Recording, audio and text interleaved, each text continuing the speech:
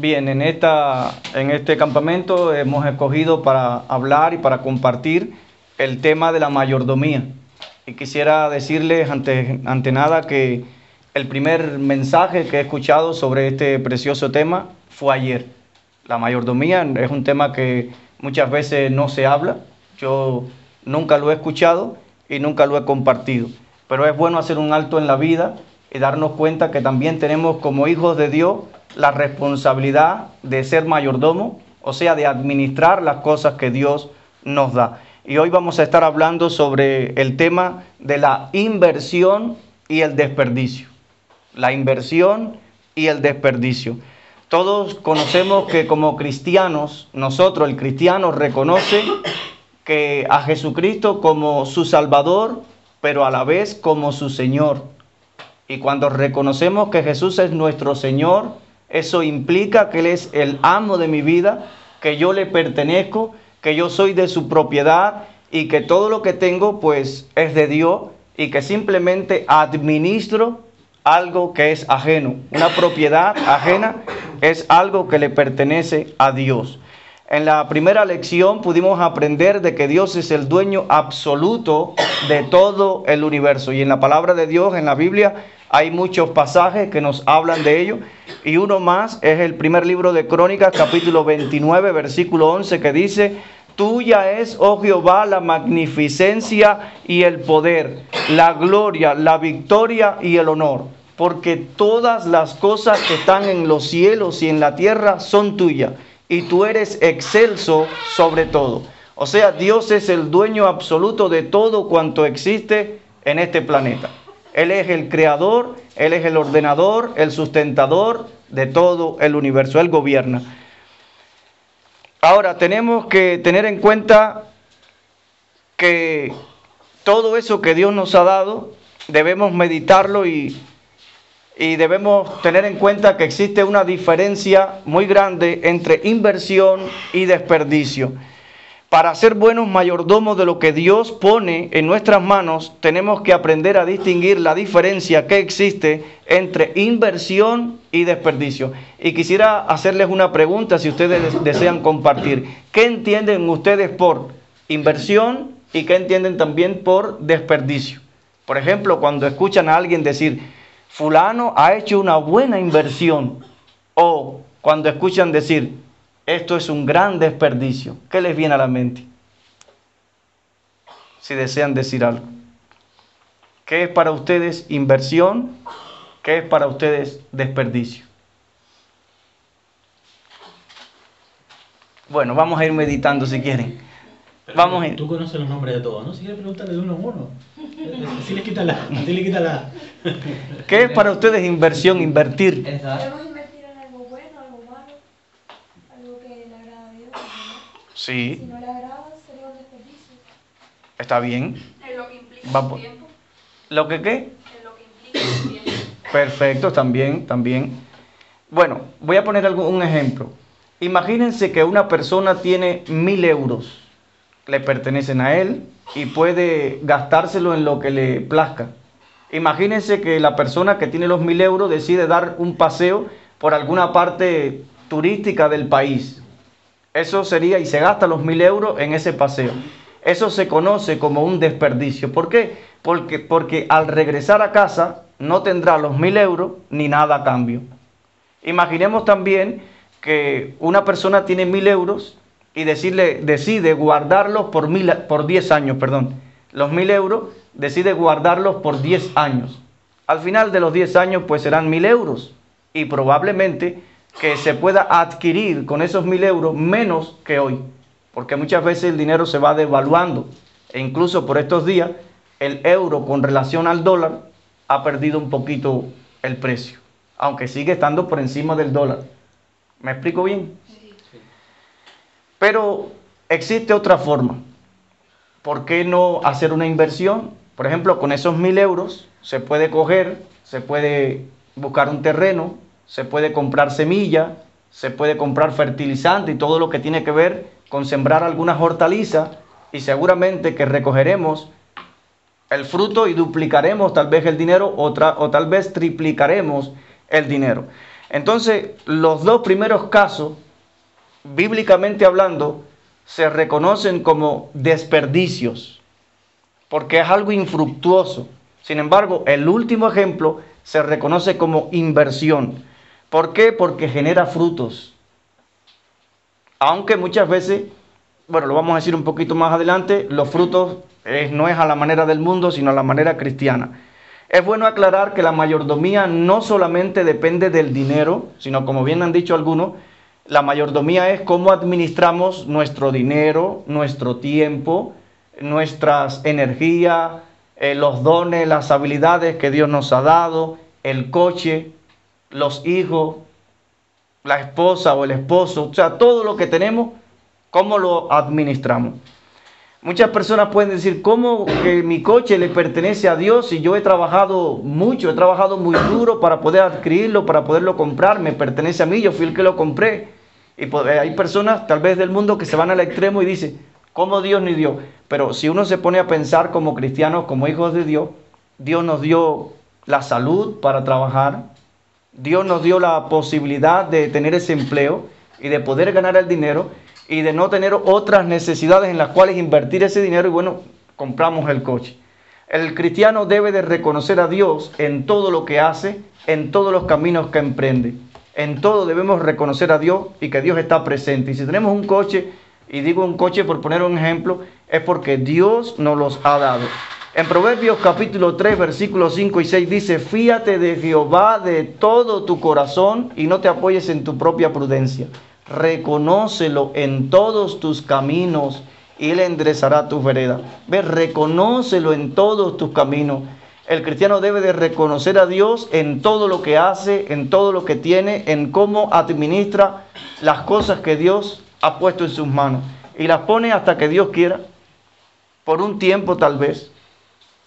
Ahora, teniendo una idea de lo que es inversión y lo que es desperdicio, es bueno que consideremos que existen dos formas de calcular la inversión y el desperdicio. Está la filosofía del mundo, la filosofía de los que no son cristianos, el pensamiento de los que no son cristianos y la filosofía o el pensamiento cristiano. En primer lugar, los no cristianos van a calcular la inversión y el desperdicio en base a las ganancias materiales. O sea, el no cristiano va a invertir en algo, y no estamos hablando solamente de dinero, pero el dinero a veces es más fácil de decir, pero estamos hablando de energías, de tiempo, de nuestros recursos. El no cristiano va a tratar siempre, por lo general, de invertirlo en algo que le pueda generar más ganancia. Sin embargo, el cristiano, el Hijo de Dios, va a calcular la inversión y el desperdicio teniendo en cuenta la gloria de Dios, como decía alguien por ahí. O sea, se hará la pregunta, ¿esto que voy a hacer glorifica a Dios? ¿Esto en lo cual voy a invertir mi tiempo ahora, esto glorifica a Dios? ¿Qué haría Jesús en mi lugar? Tenemos que siempre tener presente que le pertenecemos a Dios. Primero a los Corintios, estoy diciendo algunos versículos para abreviar, después vamos a buscar en la Biblia algunos versículos más. En 1 Corintios capítulo 6, versículos 19 y 20 dice, ¿o ignoráis que vuestro cuerpo es templo del Espíritu Santo, el cual tenéis de Dios y que no sois vuestro? Porque habéis sido comprados por precio. Glorificad a Dios en vuestro cuerpo y en vuestro espíritu, los cuales son de Dios. La Biblia nos insta a que nosotros glorifiquemos a Dios porque somos propiedad de Dios, le pertenecemos a Dios. Hemos sido comprados no con oro o plata, sino con la sangre preciosa de Jesucristo, como un cordero sin mancha y sin contaminación. Hemos sido comprados por un alto precio. Y cuando alguien va a una tienda y compra algo, ya sea un equipo o ya sea un par de zapatos, cualquier cosa, usted no compra algo y lo deja ahí en la tienda para que siga siendo del dueño de la tienda, sino que cada uno compra algo y se lo lleva para su casa para darle el uso que uno quiere. Y Dios nos ha comprado para que dejemos de vivir para nosotros, para que muera el yo y para que nosotros ahora vivamos para Él. Somos propiedad de Dios, le pertenecemos a Dios. En una ocasión hubo un niño que construyó un bote. Él con sus propias manitos hizo un bote y era su juguete preferido. Una tarde, jugando a la orilla de la playa, lo dejó. Y bueno, se sentía triste porque había perdido su juguete preferido, un bote que él mismo había construido. A los 2 meses aproximadamente, paseándose por una juguetería, pudo ver que su bote estaba allí y estaba en venta. Y él se acercó al dueño de la tienda y dijo: mire, señor, ese juguete es mío. Yo lo construí, me pertenece. Y el dueño dijo: ah, niño, mira, si lo quiere, son 15 euros. Y el niño hizo el esfuerzo y pagó los 15 euros. Y cuando se iba, cogió el bote, y cuando se iba dijo: ahora me pertenece doblemente, porque lo construí, pero también lo he comprado. Cada uno de nosotros es algo que le pertenece a Dios. Es un ser que le pertenece a Dios, porque Dios nos creó, pero también nos compró. Entonces le pertenecemos a Dios doblemente. Y a la hora, por ejemplo, de ayudar a un necesitado, de ayudar a nuestro prójimo, ayudar a cualquier persona, pues le ayudamos con algo, ya sea con tiempo, ya sea con dinero, ya sea con algún recurso. No estamos pensando como el mundo, ¿qué puedo sacarle a esta persona después? Estamos haciéndolo para la gloria de Dios, porque eso glorifica a Dios, aunque no genere un fruto materialmente hablando, pero genera un fruto espiritual. Entonces, a la hora de invertir, a la hora de tener en cuenta lo que es desperdicio, inversiones, no solamente vamos a emplear las cosas, los recursos que Dios nos ha dado en buscar cosas, en multiplicarlos, sino también teniendo en cuenta siempre la gloria de Dios, que en cada cosa que hagamos sea Dios glorificado. La mayordomía cristiana se aplica teniendo en cuenta que debemos usar los recursos de Dios, o sea, que nunca se nos olvide que no son nuestros, que son de Dios, para su gloria. Y aún nosotros mismos ser usados de la manera que más promueva el reino de Dios, y esto es inversión, y esto por supuesto agrada a Dios. Si quiere podemos buscarlo todo, Apocalipsis 4:11, vamos a ver qué dice, y algún hermano que lo lea. Apocalipsis capítulo 4, versículo 11.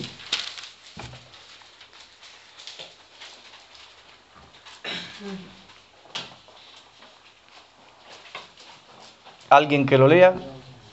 Señor, digno eres de recibir la gloria y la honra y el poder, porque tú creaste todas las cosas, y por tu voluntad existen y fueron creadas.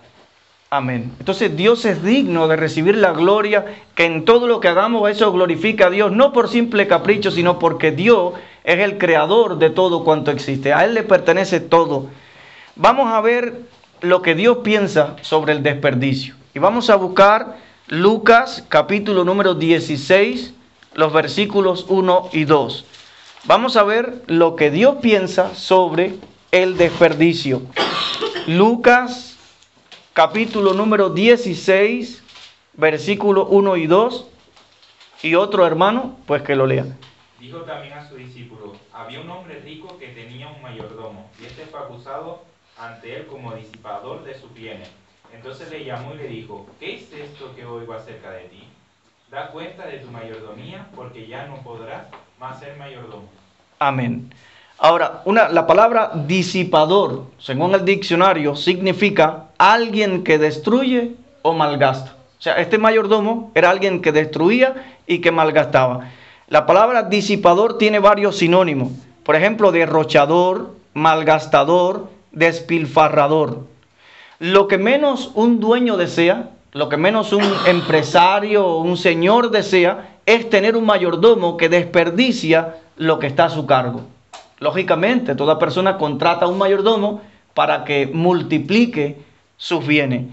Hermanos, Dios no pasará por alto nuestra irresponsabilidad si malgastamos el dinero, el tiempo y otros recursos que Él nos ha dado para que lo administremos sabiamente, para que lo administremos como una inversión.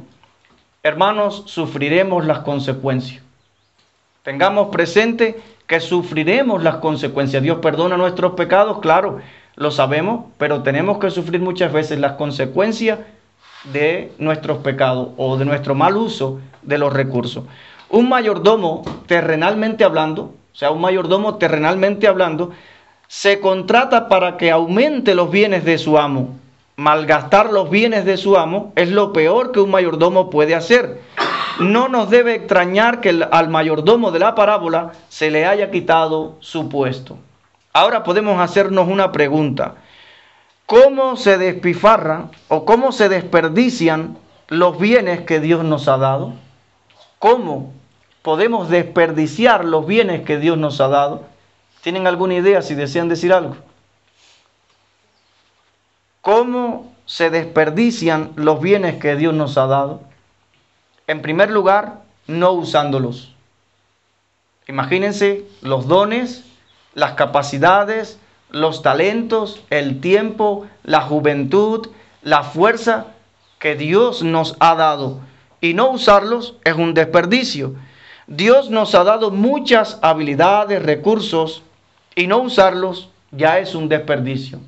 Lo vamos a ver un poquito más adelante en una parábola de Jesús. También usar nuestro cuerpo, nuestro tiempo, nuestros recursos en placeres mundanos pecaminosos es un desperdicio. Cuando usamos todo eso que Dios nos ha dado en algo que no glorifica a Dios y que muchas veces es pecado, es un gran desperdicio, porque Dios no tan solamente quiere que nos abstengamos de hacer el mal, sino que Él quiere que aprovechemos el tiempo y que hagamos lo bueno. La Biblia dice que el que sabe hacer lo bueno y no lo hace, le es pecado. Pero vamos a poner un ejemplo de algo bien fácil, bien sencillo, para no irnos a ningún extremo. Todos sabemos que hay un versículo en la Biblia donde dice, todo me es lícito, pero no todo conviene. Y muchas veces la gente dice, bueno, todo me es lícito, yo puedo hacer de todo. No. Hay cosas que para un cristiano no es lícito. Para un cristiano no es lícito que mate a otra persona. Para un cristiano no es lícito que cometa adulterio. Para un cristiano hay cosas que no son lícitas. Ahí la Biblia está hablando de cosas que sí son lícitas. Por ejemplo, ver una película. Uno puede ver una película de ficción. Imagínense una película que puede ser de extraterrestres o puede ser de un perro que vuela, que no sé qué. Es ficción.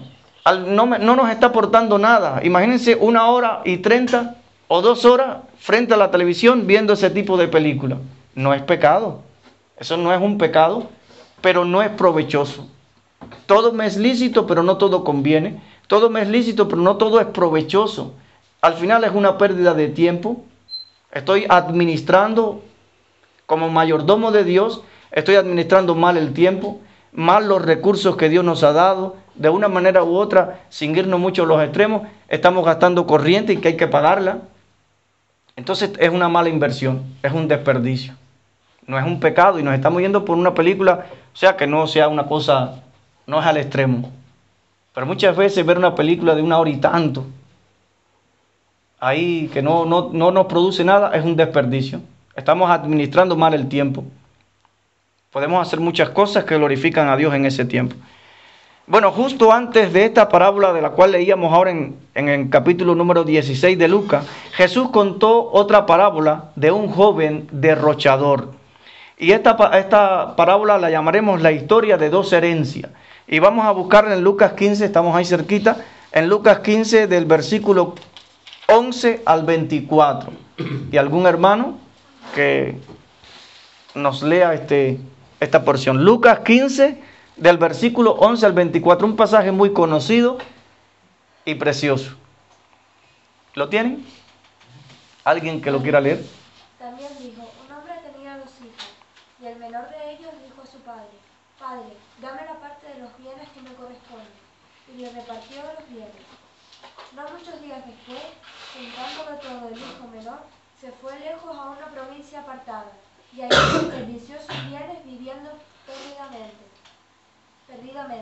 Y cuando todo lo hubo malgastado, vino una gran hambre en aquella provincia, y comenzó a faltarle.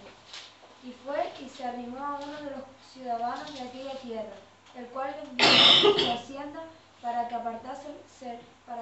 apacentase cerdos, y deseaba llenar su vientre de las algarrobas que comían los cerdos, pero nadie le daba. Y volviendo en sí, dijo, ¿cuántos jornaleros en casa de mi padre tienen abundancia de pan, y yo aquí perezco de hambre? Me levantaré e iré a mi padre y le diré, Padre, he pecado contra el cielo y contra ti. Ya no soy ya no soy digno de ser llamado tu hijo, hazme como a uno de tus jornaleros.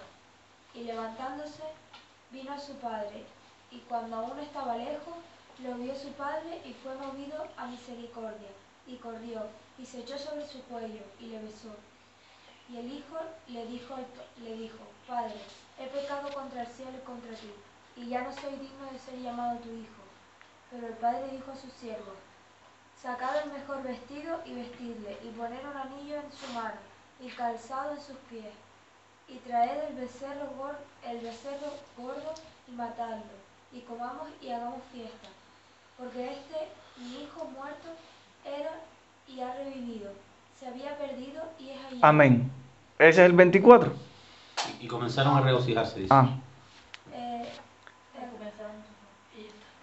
Sí. Se termina ahí. Y comenzaron a regocijarse. Es que lo paraste, por Ay, perdón, porque yo sé que a veces, como que es una historia que termina por el 30 y pico.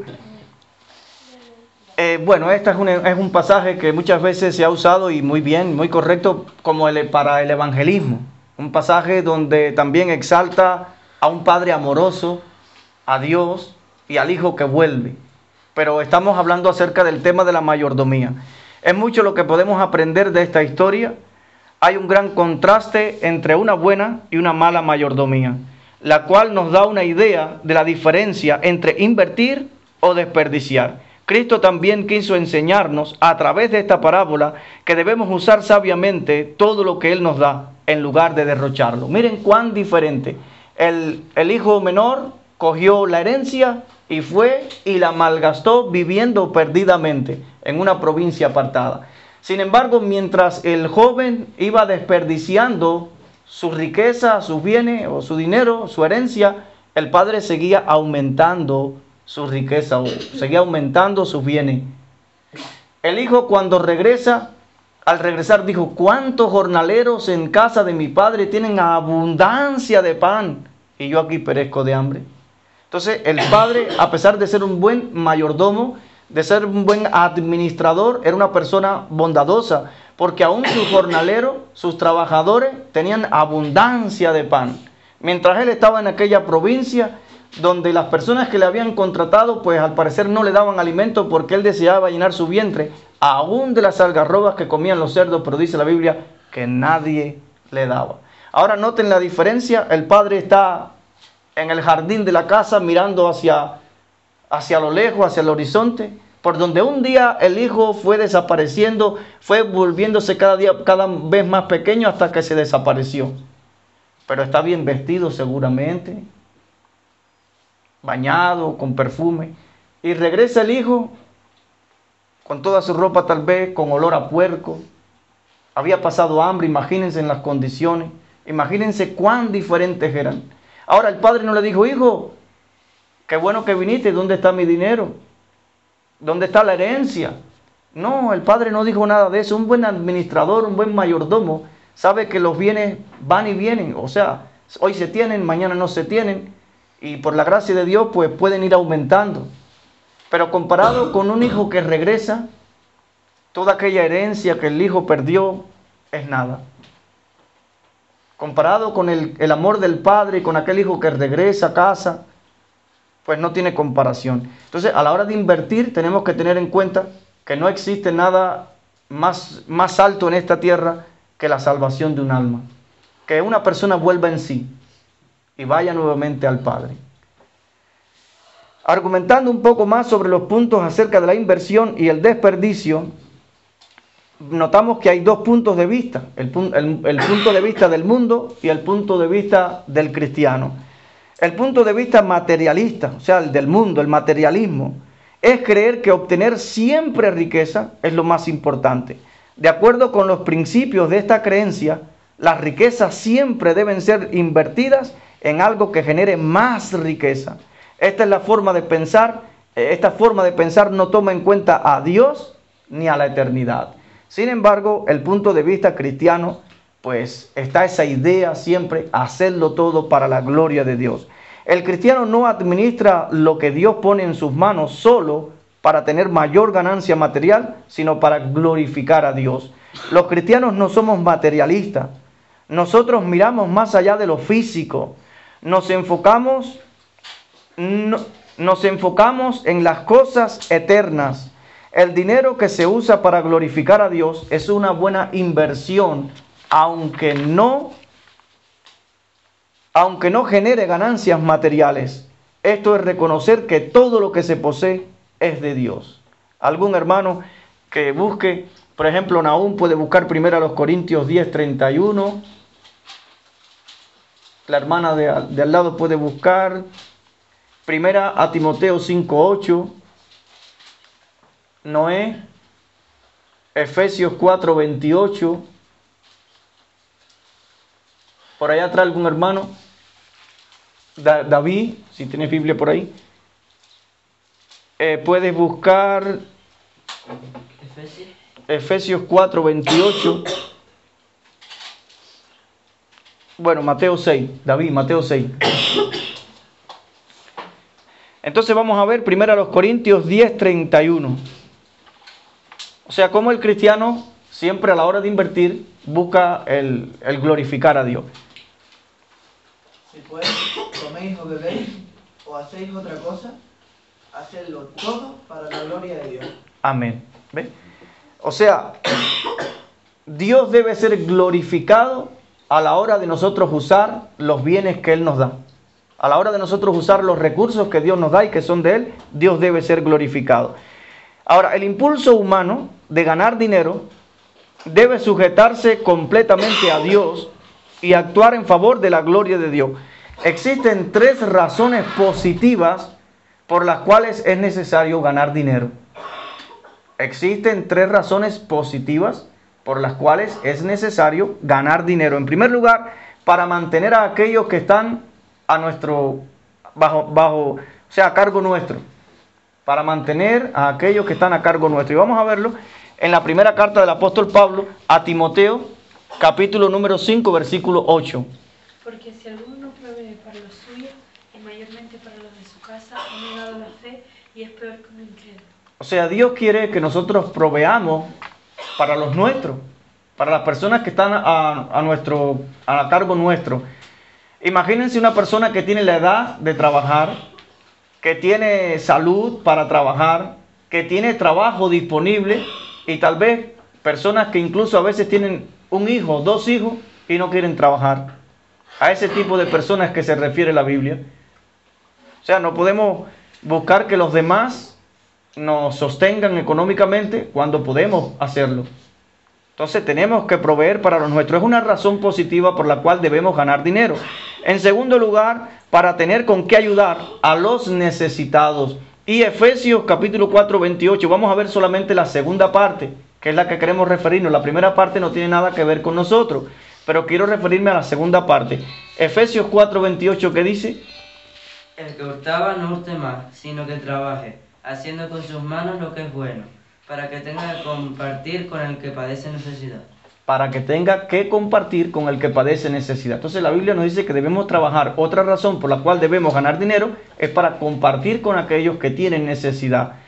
Y bueno, hoy en día hay muchas organizaciones, ONG, organizaciones que ayudan a los necesitados, que envían toneladas de recursos y lo vemos siempre en esas fechas de la Navidad, cuando se recogen toneladas de recursos, de alimentos para ayudar a los necesitados. Pero de una manera u otra eso sale del bolsillo de alguien. De una manera u otra sale del bolsillo de alguien. Y es bueno que tengamos también para compartir con el que padece necesidad, como dice la Biblia. Entonces esa es otra razón por la cual debemos ganar dinero. Y otra más es para promover la obra de Dios y su iglesia. Para promover la iglesia, la obra de Dios, que tiene que ver con ministerio, y que la obra de Dios, la iglesia, mundialmente hablando, pues necesita de tiempo, necesita de recursos, necesita de fuerza de trabajo, necesita de personas comprometidas con Dios y con su obra para poder extender el Evangelio a muchos lugares donde hoy el Evangelio no ha llegado. Aún falta la Biblia traducirla en algunos idiomas, que las sociedades bíblicas se empeñan en que la Biblia esté traducida en todos los idiomas y dialectos del mundo. Aún eso todavía falta. Entonces se necesitan recursos económicos también, donde hay personas que pasan años y años y años traduciendo la Biblia de un idioma a otro. Y todo eso debe salir del sudor de la iglesia. los hermanos, de una manera u otra. Ahora, sin irnos al extremo. Sin embargo, no podemos abusar de estas razones y usarlas como una excusa y pasarnos más tiempo trabajando que el necesario.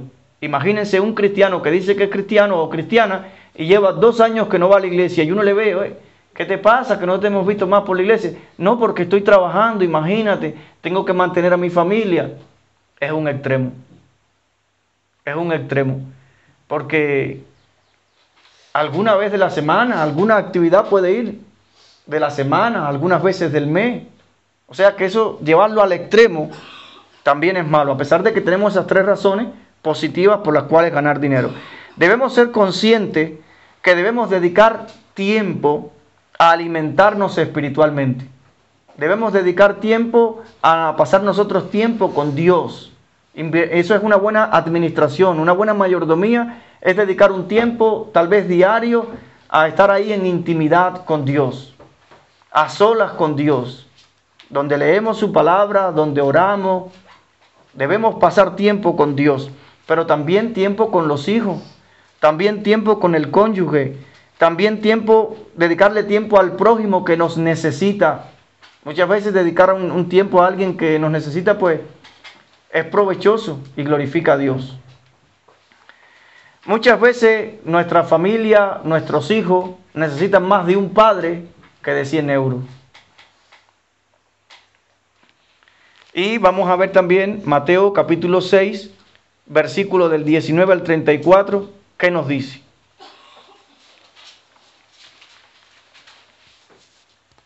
No acumulen para sí tesoros en la tierra, donde la polilla y el óxido destruyen, y donde los ladrones se meten a robar.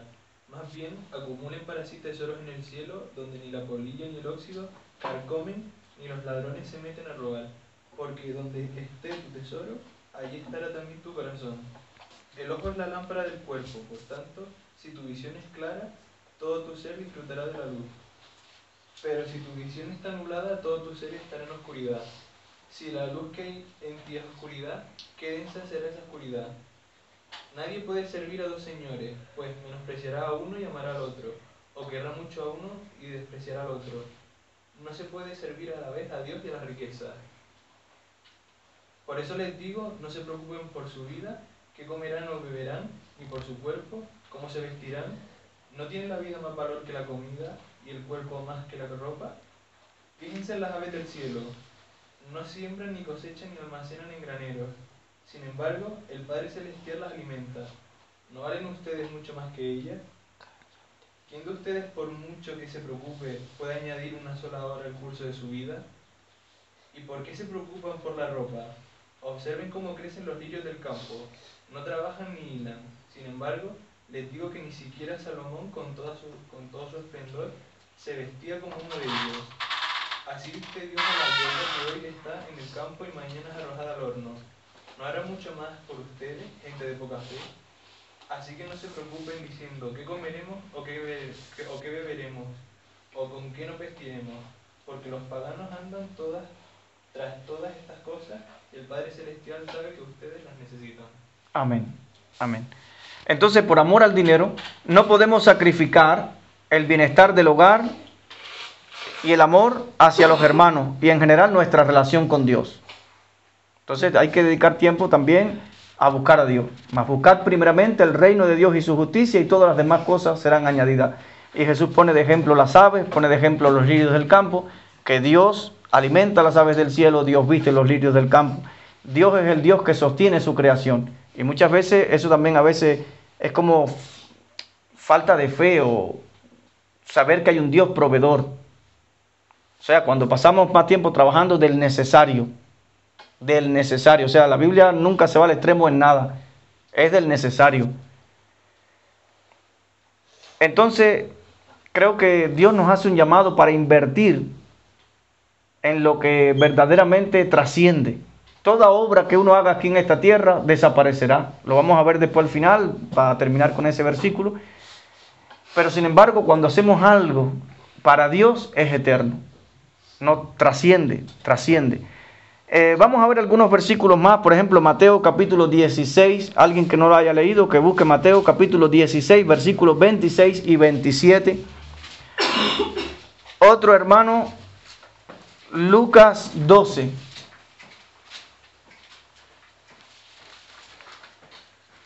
Otro hermano, Lucas 12, del 13 al 21, Pedro, si quieres buscar. 16, 26. 16, del 26 y el 27 nada más. Porque ¿qué aprovechará al hombre si ganare todo el mundo y perdiere su alma? ¿O qué recompensa dará el hombre por su alma?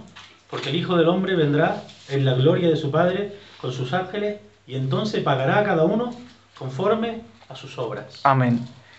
En primer lugar, no podemos ganar el mundo.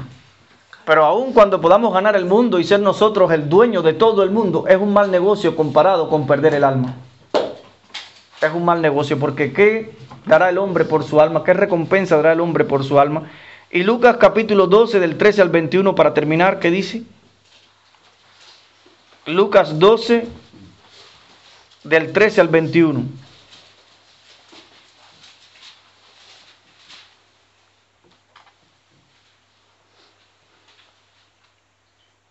¿Qué dice? Le dijo uno de la multitud: Maestro, di a mi hermano que parta conmigo la herencia. Mas él le dijo: Hombre, ¿quién me ha puesto sobre vosotros como juez o partidor? Y les dijo: Mirad y guardaos de toda avaricia, porque la vida del hombre no consiste en la abundancia de los bienes que posee. También les refirió una parábola diciendo: La heredad de un hombre rico había producido mucho. Y él pensaba dentro de sí, diciendo: ¿Qué haré? Porque no tengo donde guardar mi fruto. Y dijo: Esto haré: derribaré mis graneros y los edificaré mayores, y allí guardaré todos mis frutos y mis bienes. Y diría mi alma: Alma, muchos bienes tienes guardados para muchos años, repósate. Repósate, come, bebe y regocíjate. Pero Dios le dijo: Necio, esta noche vienen a pedirte tu alma, y lo que has provisto, ¿de quién será? Así es el que hace para sí tesoros y no es rico para con Dios. Amén. Entonces, hagamos un alto en la vida y nos demos cuenta de que todo esto material al cual el ser humano está dirigiendo hoy su atención, que quedamos admirados muchas veces con un coche de lujo, que quedamos admirados muchas veces pues con una mansión, no sé. Todo esto material a lo cual hoy el ser humano está dirigiendo su mirada, un día desaparecerá, dejará de existir. La Biblia dice en 2 de Pedro 3:10 que el día del Señor vendrá como ladrón en la noche, en los cuales los cielos pasarán con grandes estruendos y los elementos ardiendo serán deshechos y la tierra y las obras que en ellas hay serán quemadas. Habrá un cielo nuevo y una tierra nueva. Entonces, que hagamos un alto en la vida y nos demos cuenta de que como hijos de Dios, como propiedad de Dios, como mayordomos de Dios que administramos los bienes de Dios, debemos de tener siempre en cuenta que no debemos derrochar los recursos de Dios, sino invertir. Que seamos de esos hombres y mujeres que invierten en el reino de los cielos. Y entonces un mundo mejor a nuestro alrededor va a ser posible. Cuando la gente vea que Dios es lo primero en nuestra vida. Recordemos que el gran mandamiento es: amarás al Señor tu Dios con todo tu corazón, con toda tu alma, con toda tu fuerza, con toda tu mente. Dios no quiere solamente una parte de tu tiempo. Dios no quiere solamente una parte de tu corazón. Dios no quiere solamente una parte de ti, Dios quiere todo de ti. Entonces, cuando hacemos eso, le hallamos entonces el verdadero sabor de la vida. Yo he venido para que tengan vida y la tengan en abundancia. Entonces, bueno, todos estos estudios de esta semana estarán girando en torno a que seamos buenos mayordomos, buenos administradores de las cosas que Dios está poniendo en nuestras manos. Todos los recursos que tenemos, y tenemos muchos, todos esos recursos, que tratemos con ellos a la hora de usarlos de glorificar a Dios. Cualquier cosita que hagamos puede repercutir para una gran cosa. Y empecemos con cositas pequeñas. Lo dejo hasta aquí. Que el Señor les bendiga y que Dios nos ayude a todos a ser buenos administradores.